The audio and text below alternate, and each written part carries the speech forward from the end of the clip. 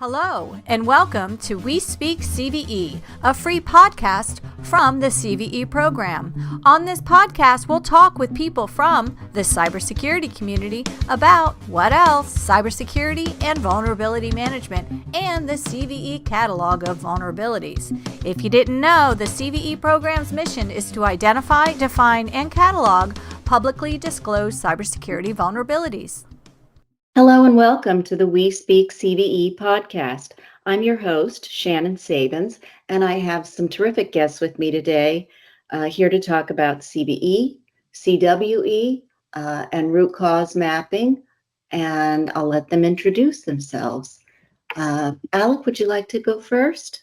Sure. Hey, Shannon. Great to be here. I am Alec Summers, and I am MITRE's CVE and CWE project lead. I've been truly fortunate to work on both of these critical programs alongside some fantastic teams here at MITRE, as well as working closely with, of course, the government, industry, global security community to improve how we identify and describe vulnerabilities and weaknesses. I'm especially excited about today's topic because CWE root cause mapping is really at the nexus of these programs and one of the key ways we're making CVE records more actionable and valuable for everyone. Thanks, Alec. Connor, do you want to introduce yourself to our audience, please? Sure. Thanks, Shannon. Hi, everyone. My name's Connor Mullally. I am the CWE Top 25 Task Lead, and I also run the CWE Root Cause Mapping Working Group with members of the industry. So I come in with a lot of experience with root cause mapping in general, as well as a heavy background in software weaknesses and code reviews, identifying weaknesses in code. So happy to be discussing this topic and looking to share my expertise however I can. Thank you so much. I'm really, really glad to have you. Thanks for coming by. All right, so first, I think we'd like to talk a little bit about CVE and vulnerabilities, and then CWE and the weaknesses. So can we talk a little bit about how people should think of those together? Sure. So fundamentally, CVE tells us what went wrong. It identifies a specific vulnerability in a product or system. Whereas CWE helps explain why it happened, the type of technical mistake or design flaw that caused it. So together, they sort of form a more complete picture. CVE is the specific incident. CWE is sort of the technical root cause. And that's why enriching CVE records with CWE adds depth and meaning, especially for those trying to reduce vulnerabilities at the source. A CWE weakness can manifest in a number of different products. And so we might see one particular mistake or CWE map to many different vulnerabilities in different products. But fundamentally, mapping CVEs to CWEs is a foundational step towards meaningful technical root cause analysis, because when we include CWE in vulnerability disclosures, we're not just classifying them, we're building structured insight into the underlying mistakes that lead to exploitable conditions. So this enables more effective correlation across CVEs. It facilitates automation for things like trend analysis, and it really empowers security engineering teams to focus on systemic fixes rather than one-off patches. So in that way, it's sort of how we shift left, not just in code, but in thinking. I really like that framing, and I like the simplicity of why it happened, but also the ability to approach fixes more broadly, and so it's a great opportunity to think differently. Where's the demand for CWE and sort of adjacent to what you just mentioned, but why is it important to CNAs and their CVE records? So maybe we could dig into that a little bit more. Yeah, absolutely. So we're seeing increasingly stronger demand from a variety of consumers, right?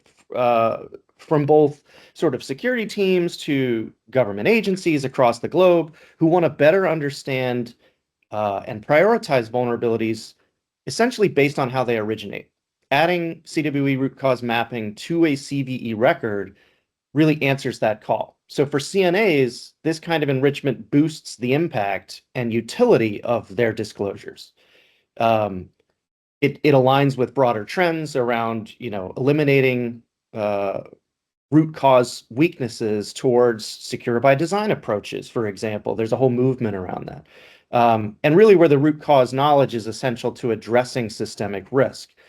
But in addition to that, we're also seeing demand for CWE increasingly from the vendors themselves, which is different. Because in a competitive market, I think software suppliers want to demonstrate that they're building security in, not just bolting it on.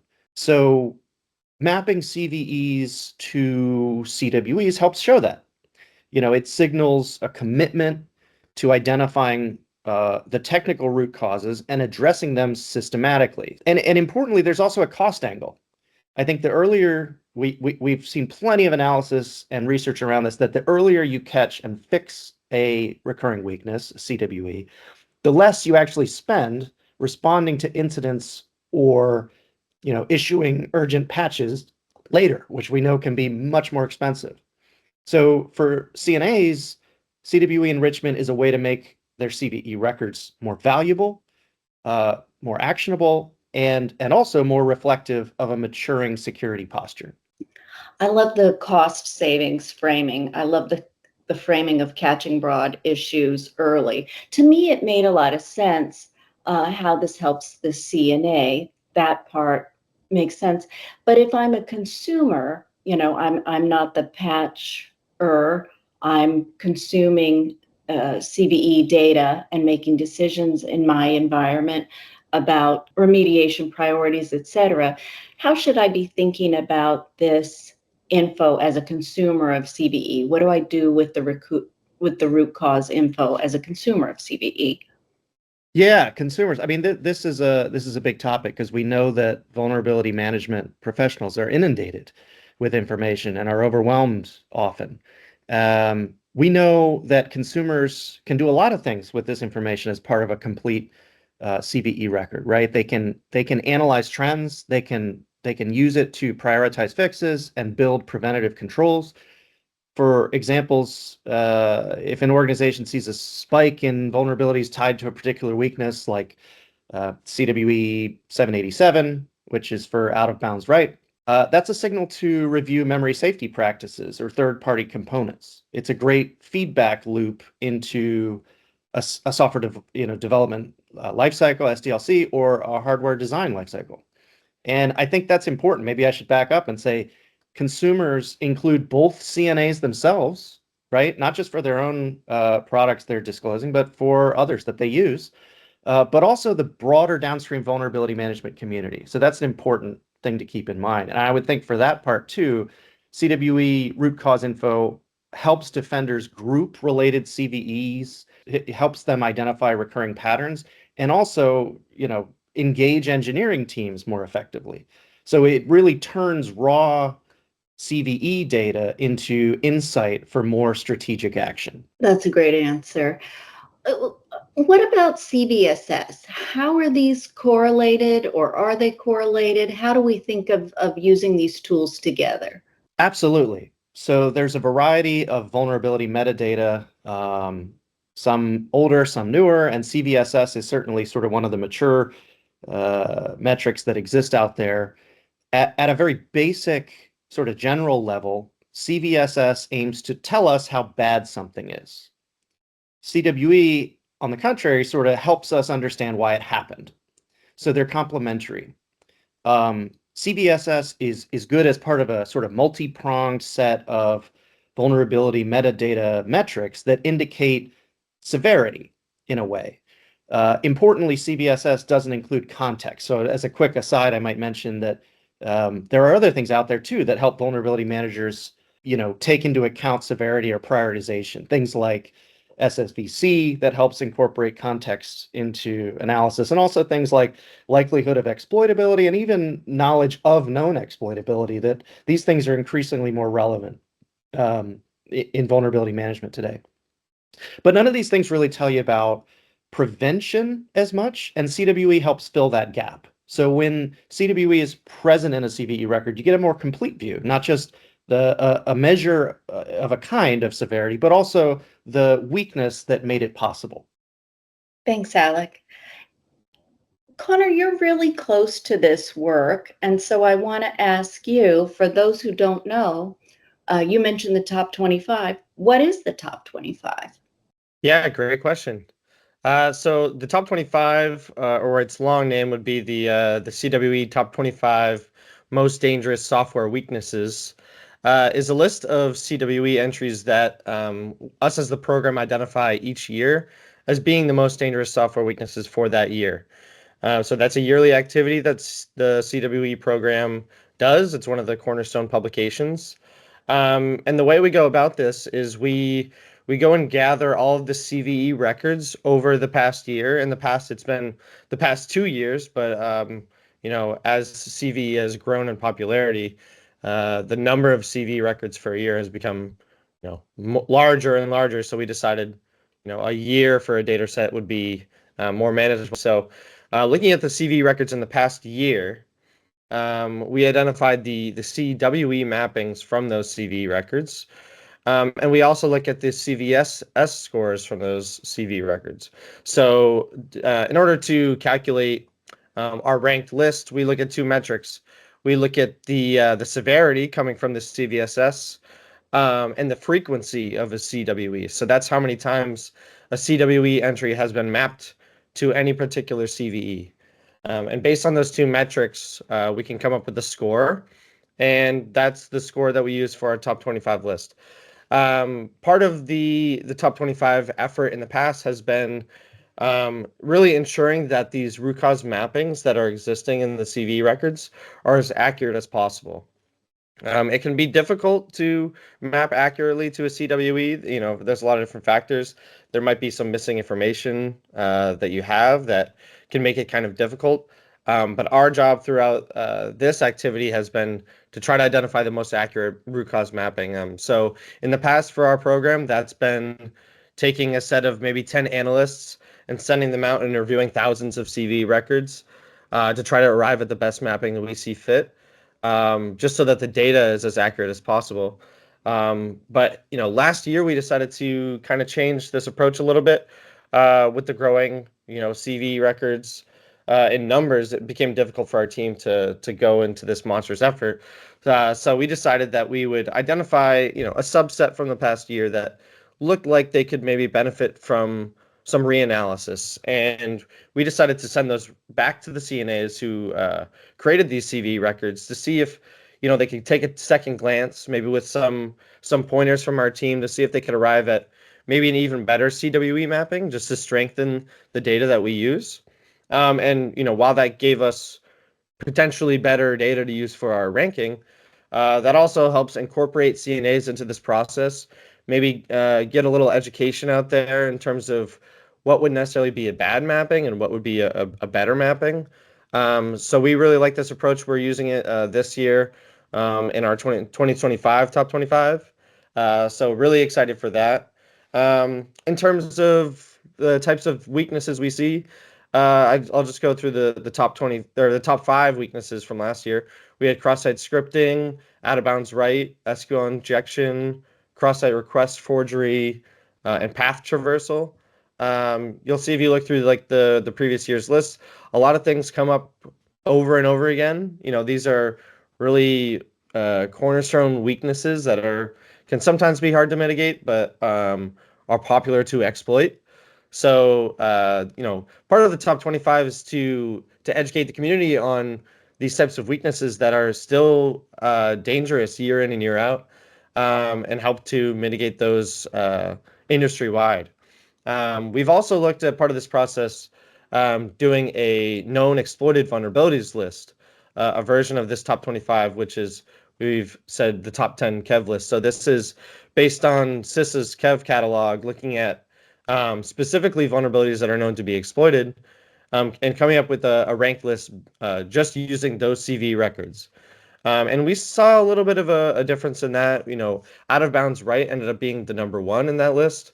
But new weaknesses for type confusion and OS command injection ended up in that top 10 list. So you can kind of compare those two lists looking at vulnerabilities that might not have been known to be exploited and those that were known to be exploited, and draw your conclusions based on those things. But overall, these types of lists, we think we're really proud of them, and we think it's a great educational and research tool for the community looking at weaknesses.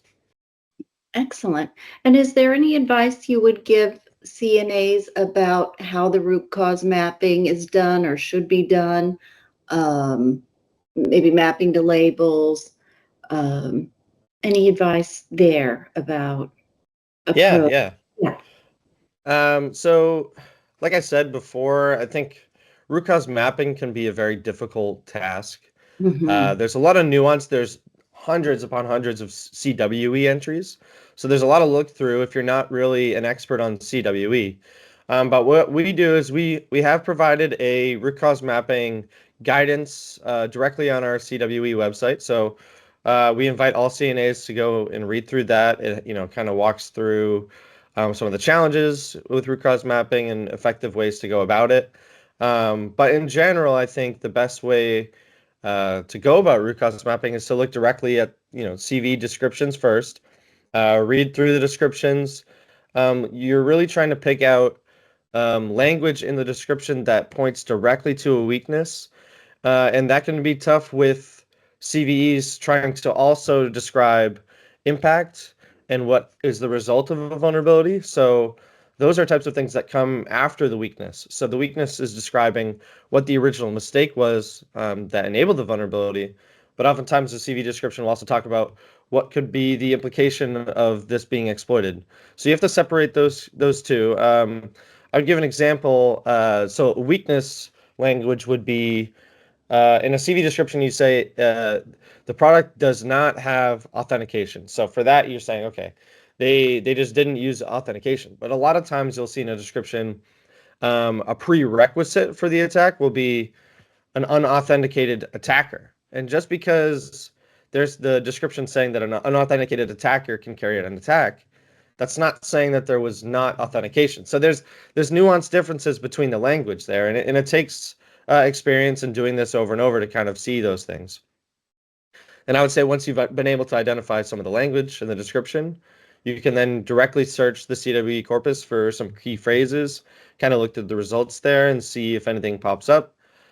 There's also an approach to go if you want to look through. We have several CWE views, which kind of group higher level CWEs together, and you can kind of go down through the hierarchy, seeing where the higher level one seems to fit and going down. We always suggest going as low level as possible to be as specific as possible with the CWE mapping. That allows us to give the most detailed, the most accurate mapping. So go down the tree and look for what's best there. And then lastly, I would say, as part of the root cause mapping working group, what we've been working on is developing an LLM tool to aid humans in the root cause mapping process. So part of that is putting, a CV description into the tool, and it can kind of parse through that language and help a human identify potentially impact related language or weakness related language, give a suggested mapping, and kind of aid in that process. You can ask it questions about things like that, and it can also look into the references, and the references of a CV are also important as well. Looking at things like commits that they've linked, looking at directly for like code that they put in there. So taking all the things in a CV into account. The LLM tool, I think, once we can kind of fine tune it, will be really helpful for the community. Obviously, there are nuances to it that a human needs to be in the loop. So we see it as a tool to aid humans, not as an automated tool to do all of root cause mapping. But and lastly, I would say for anyone that's interested, feel free to join the root cause mapping working group. We talk about interesting root cause mapping examples, as well as talking about the development of the LLM tool. So if anyone's interested, please reach out. It'd be great to have you. That's great, Connor. So let's just say again, because you said some interesting things, and I want to reiterate for the CNAs, all the educational tools for this purpose. So there's the root cause mapping working group.